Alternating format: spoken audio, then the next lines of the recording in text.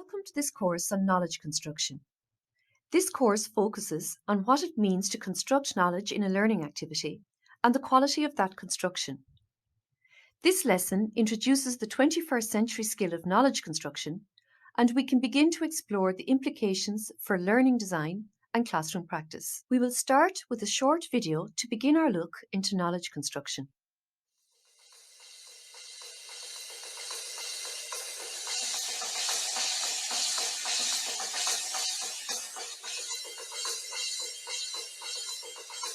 Many of our education systems were initially designed during the Industrial Revolution, and they placed a major emphasis on the teacher sharing information with their students in class.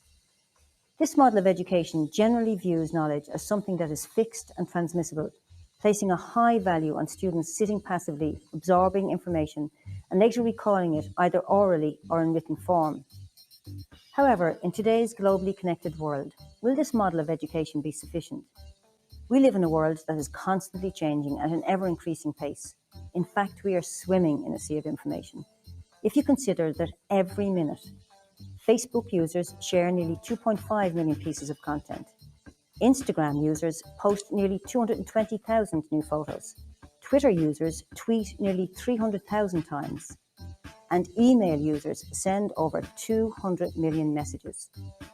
We need to ask ourselves, is knowledge something static or is it dynamic and constantly evolving? We also need to be able to effectively make use of this vast volume of information in order to construct knowledge. To be able to navigate this vast volume of information, we need to prepare our students to have more than just the skill of retaining and regurgitating information that others have developed. There is a need for schools to design learning opportunities to move beyond repetition. All too often, we ask students to answer questions such as what is, who is, and how much, when in reality, we need to move beyond these questions that typically have one right answer. The idea of engaging deeply and constructing knowledge is not new. However, what has changed is the access to information. We now have instant access and a range of people who can help us with finding possible solutions. In addition, we also have available an ever-growing number and range of digital tools, which can offer us new ways of interacting with this information. Often referred to as mind tools, these can extend or augment our cognition, helping us to use this information in a new and exciting way to make sense of the world we live in. So we need to move beyond asking students questions that they already know the answer to, or that they can search for online instantly. With the advent of internet search engines, there is less of a need for them to know lots of facts. Instead, we should require them to use information to construct their own understandings and engage in meaningful meaning-making. We want them to construct knowledge by engaging in deep learning, where they have to interpret, analyse, synthesise, and evaluate information in order to construct understanding. We want them to use their existing knowledge and move beyond mere recall in order to generate ideas or knowledge that is new to them. Then, once they understand concepts and ideas, in order to deepen their understandings, students need to apply their learning in a new context. Deep understanding also means being able to make connections across and between the big ideas. So rather than working within single discrete subject areas, such as mathematics, science, history, or languages, students need opportunities to engage in learning across multiple disciplines.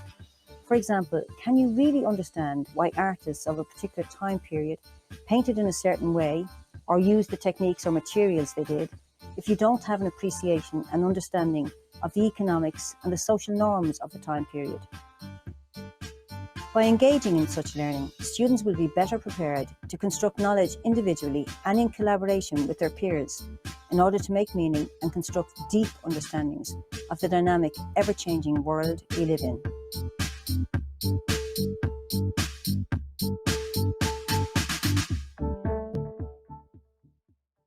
Is what we have to say about knowledge construction consistent with your own ideas? Now, carry out a search online for knowledge construction. What did you find? Did you learn anything new? Is there something that you hadn't thought of before? How can we provide opportunities for our students to use their existing knowledge and move beyond mere recall in order to generate ideas or knowledge that is new to them? These are the issues we need to tease out as part of this course. This is so we can develop a shared understanding and a common language to use when describing what knowledge construction is and what skills are required in order to construct knowledge. So what skills do you think are required to construct knowledge effectively? Take a moment now. Think about what skills people use to construct knowledge. Can you come up with an example of how these skills are used to construct knowledge in a classroom-based activity? Now think about your classroom. Do your students get an opportunity to develop and use these knowledge construction skills? Can you think of some learning activities that would help students to develop the skills necessary to construct and apply knowledge in an interdisciplinary manner? Undoubtedly, everyone has identified a range of skills that are required for knowledge construction. But what we need to do as part of this course is to develop a shared understanding and common language to describe what knowledge construction is and what skills are required in order to construct knowledge effectively. If we know what knowledge construction looks like and what skills are required, we can then plan for it.